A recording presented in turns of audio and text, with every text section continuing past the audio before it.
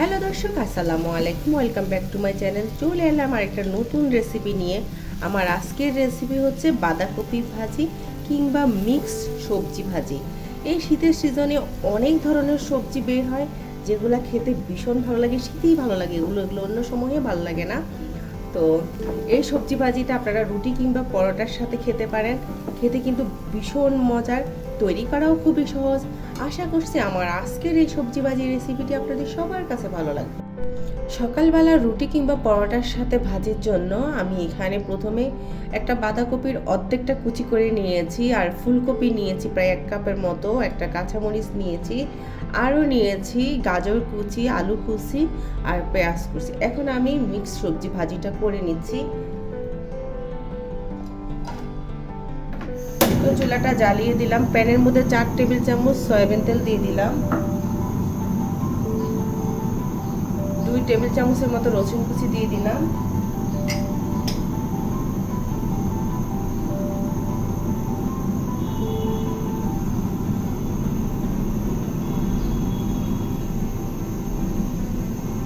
দুই টেবিল চামচের মতো পেঁয়াজ কুচি দিয়ে দিলাম।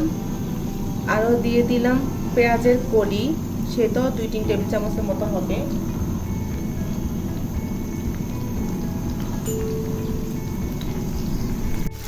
এখন দিয়ে দিচ্ছি 1/4 চা চামচের মতো হলুদের গুঁড়ো,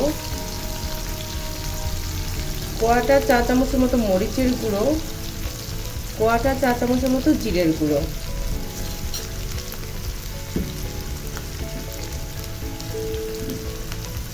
স্বাদ মতো একটু লবণ দিয়ে দিলাম। এখন এই মশলাটাকে একটু কষিয়ে নিব।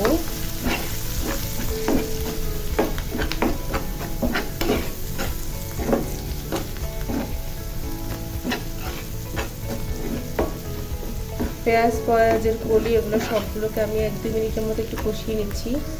তো 1-2 মিনিট কষানো শেষ। এই পর্যায়ে আমি দিয়ে দিচ্ছি আলু আর গাজর। প্রথমে এইটা দিয়ে একটু মিশিয়ে নিব।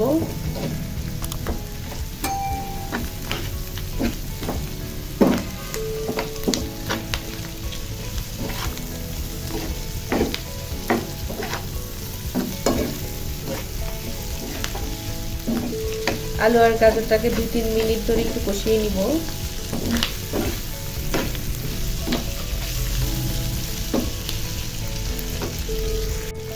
আলু গাজরটা একটু কষানোর পরে আমি এখানে একটা কাঁচামরিচকে কুচি করে দিয়ে দিয়েছি, আর আমি যে ফুলকপিটা রেডি করে রেখেছি সেটা দিয়ে দিচ্ছি।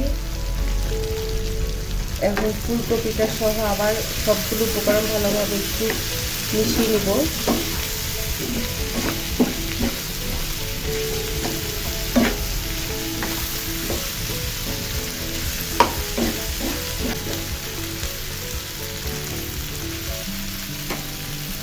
তো মেশানো শেষে এখন আমি বাঁধাকপিটা দিয়ে দিচ্ছি।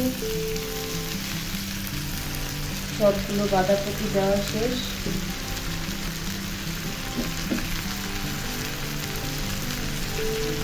চুলার আঁচটা মিডিয়ামে রেখে প্রথমে আমি একটু ঢাকনা দিয়ে দিব।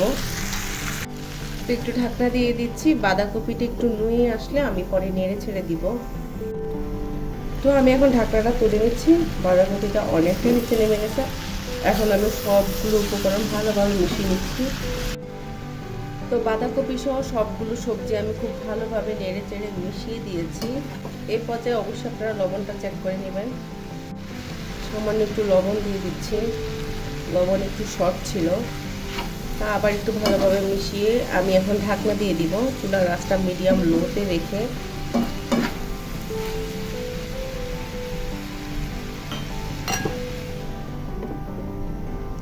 রেখে মানে ভাজিটা সেদ্ধ হওয়া পর্যন্ত অপেক্ষা করব। তো 4-5 মিনিট পরে এখন আমি ঢাকনাটা তুলে নিচ্ছি।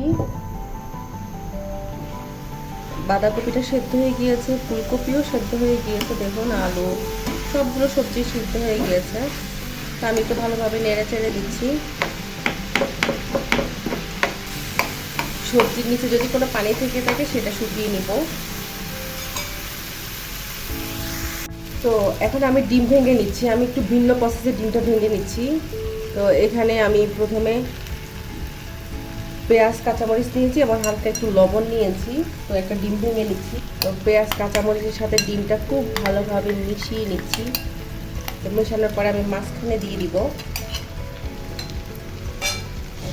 ডিমটা যদি আপনারা এই প্রসেসে দেন খেতে কিন্তু ভীষণ মজা লাগে এইসব ভাজিগুলো। তো দেখুন ডিমটা পুরোপুরি জুড়ি জুড়ি হয়ে গিয়েছে। এই পর্যায়ে আমি এখন সবগুলো সবজির সাথে ডিমটা মিশিয়ে দিচ্ছি। তো মেশানো হয়ে গিয়েছে।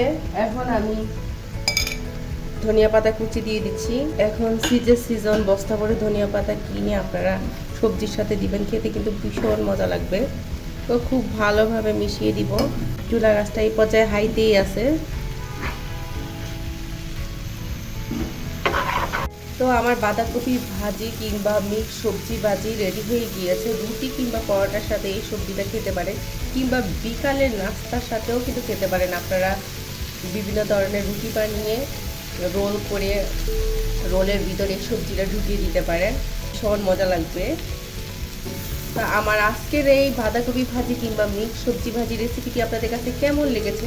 ভালো লাগলে অবশ্যই একটা লাইক দিবেন আর আমার চ্যানেলটিকে সাবস্ক্রাইব করবেন। আজ তাহলে এই পর্যন্ত, সবাই ভালো থাকবেন। আল্লাহ হাফেজ।